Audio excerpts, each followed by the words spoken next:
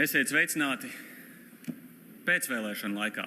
Pēcvēlēšanu laikā, kur šobrīd Latvijā lielākais zaudētājs ir Ainārs Šlesers. Ainārs Šlesers ir lielākais zaudētājs Latvijā.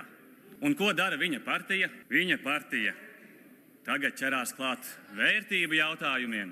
Viņa partija, kura šeit nāk regulāri tribīnē un runā par to, kā koalīcija nerunā par saimnieciskiem jautājumiem.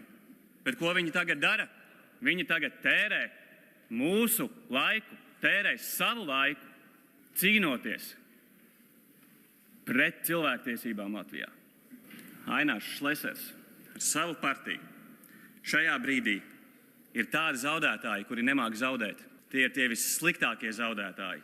Tie, kuri apskatās rezultātus un nespēja pieņemt tos, nespēja pieņemt politisko realitāti, un tagad viņi mums sāk slikt darba kārtībā jautājumus, kuru vienīgais rezultāts būs tālāka sabiedrības kacināšana, naidošana. Vienīgais, ko jūs izdarīsiet, ir tagad celsiet savu politisko kapitālu.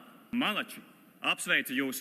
Jūs tiešām šobrīd pildat fantastiski savus deputātu pienākumus, izdarot pilnīgi neko, bet mēs progresīvie, vienmēr iestāsimies par cilvēktiesībām, mēs cīnīsimies par šādām muļķībām, ko jūs tagad šeit rakstat un liekat mums darba kārtībā priekšā.